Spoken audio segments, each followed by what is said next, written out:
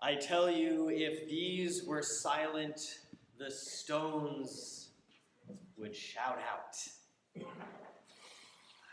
Jesus says these words to some Pharisees who want him to corral his exuberant disciples. If we lived anywhere else in the world besides New England, I would be tempted to take these words of Jesus merely as metaphor, as a turn of phrase intended to illustrate the remarkable nature of the event taking place. But if you've ever walked in New England Beach, and I'm guessing you probably have, then you've heard the sound of the stones singing. Small stones that used to be boulders and aren't quite yet sand. The stones sing with a quavering voice, 1,000 violins playing the same note, but each with unique rhythm and tempo. My mom calls them popples. I don't know if that's a technical term or if she made it up. You know the kind that the water rushes through the stones and then it goes out. Such a beautiful sound. As the waves flow out, the stone symphony plays the chords of creation, joining the great company of the myriad instruments in God's terrestrial orchestra. If we attune our ears and eyes and hearts, we can hear these chords, and we can witness all of creation praising God, like those stones shouting out Jesus' triumphant entry into Jerusalem. This praise happens when God's creatures fulfill the purposes for which God made them. The sun praises God by shining. The thunder praises God by crashing. The rain praises God by watering the earth. The gazelle by running. The wolf by hunting. The rose by blooming. The bee by pollinating. Each member of the great symphony of creation praises God in a unique way, and all work in concert to glorify the Creator. All except one glaring exception. You guys know what it is?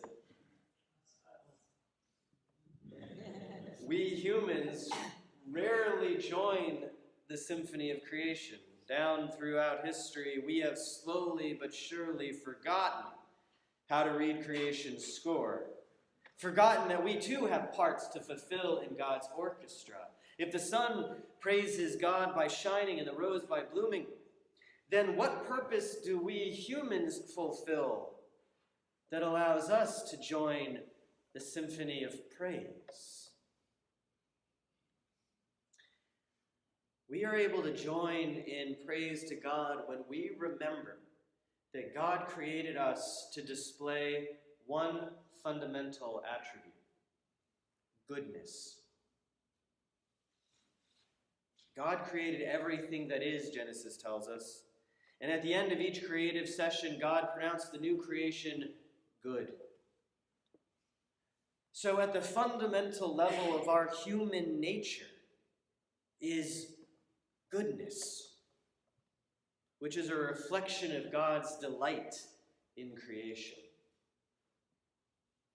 The manifestation of that goodness is our praise to God. We embody this praise when we sing and dance, when we laugh and pray, when we love, when we serve, when we work for justice and peace and respect the dignity of all beings. The trouble appears when we forget that goodness remains at the core of our human nature. Instead, we focus on all the malignant attributes that attack our goodness, and we start to think this tumorous growth is what defines us as humans. How often have you heard a negative attribute explained away because it's just part of human nature? She's just jealous because the boss likes me better. Well, jealousy is just a part of human nature. I can't believe he lied about where he was last night. Well, dishonesty is just a part of human nature. How could those people think such backward things? Well, prejudice is just a part of human nature. We make the worst mistake in our lives when we attribute these negative actions to human nature. Our fundamental nature is good.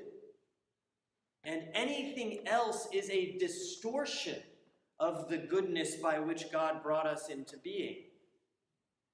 These distortions of our goodness, also known as sin, warp our relationships with God and with each other. We start playing our instruments out of tune, thus adding unnecessary dissonance to the symphony of creation. But when Jesus rides that donkey's colt down the Mount of Olives, he subverts the tumorous distortions of human nature.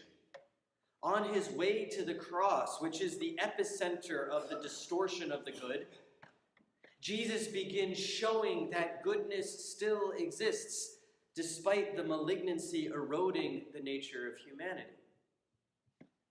First, he tackles the distortion of power. Notice that his parade is rather incongruous. Anyone would expect a king to enter the city on an armored war horse with weapons-laden legions flanking him, but Jesus rides in humility on the back of a lowly farm animal. He displays that humility, which is one manifestation of goodness. He displays that humility has more majesty than any imperial power could ever muster. And while Jesus subverts the distortion of power, his disciples they tackle the distortion of terror.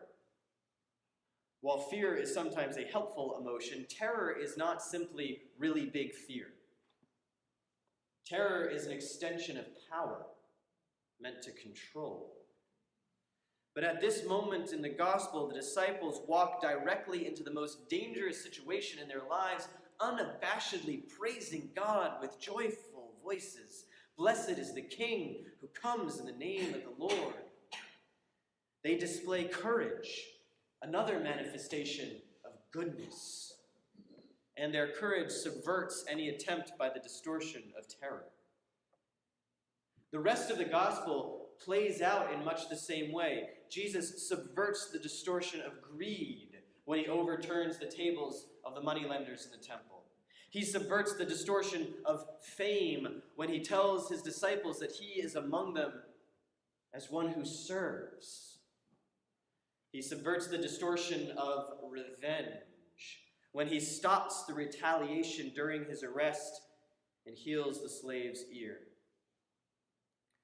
And in his greatest display of goodness, Jesus defeats the distortion of domination by willingly giving up his life. Jesus brought all our distortions of human nature to the cross and died with them. And in his resurrection, he shows us that these distortions of our good nature have no ultimate power over us. Because of Jesus' life, death, and resurrection, we have the ability to access the goodness at the core of our human nature. We have the humility and the courage necessary to allow God to excise all the malignancy that distorts our relationships with one another and with the rest of creation.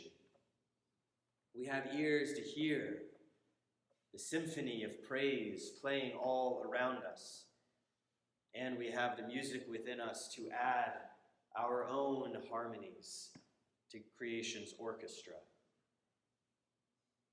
And when we fail, when we once again forget our goodness, we can be silent. We can be still. And we can listen. And we can reorient ourselves by hearing the stones themselves shouting out on our behalf, singing their praises to God.